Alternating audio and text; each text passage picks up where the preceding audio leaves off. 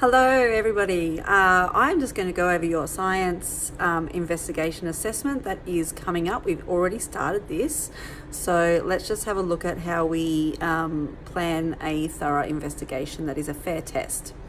So to begin with, you have all been given a copy of the investigation planner. We have started thinking about all of the variables and we've begun to craft a testable question and our hypothesis.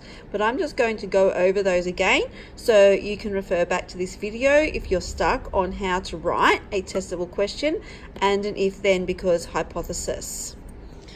So I put together an example of a investigation from start to finish. So let's just have a look at the testable question. This is not what we are investigating, but it is an example. So in a good testable question, it needs to be specific, measurable, and you can find out the answer in an experiment. So let's look at this one. How does the amount of fertilizer affect the growth of grass plants? As you can see in the question, it has the independent variable. This is the thing that we change. And also in the question is what we are going to measure or observe. And in this case, we are going to measure the growth of the grass plants. Let's have a look at an example hypothesis. A good hypothesis is an if then because hypothesis that states what you are going to change, what you think will happen, and why you think that. So here is an example of a good hypothesis. If the amount of fertilizer on grass plants is increased, then the grass plants with more fertilizer will grow taller because the fertilizer will provide more nutrients which plants need to grow. So as you can see, I've stated what is going to be changed. I've given a prediction of what I think is going to happen and I'm specific about that prediction. And I've given my reasoning or my evidence why I think that. Sometimes if we've done some research on the topic beforehand, this reasoning will relate back to your research. Next, let's have a look at fair testing. So when we plan an investigation, we have to make sure that it will be a fair test because we will change one thing, measure or observe one thing, and keep everything else the same. So let's have a look at what we will do in this experiment. The amount of fertilizer is the thing that we change. What we are going to measure is how tall the grass plants grow.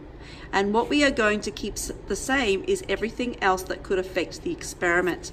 The amount of sunlight, the amount of water, the soil type, the soil amount, the pot that they're in, the time of watering, the water type, whether it's fresh or salt, temperature, and the grass plants that we are growing. Let's have a look at an experiment, how we would plan an experiment, because you're going to have to come up with the materials that you will need and the method. So the way that we do that, materials, we list them with dot points.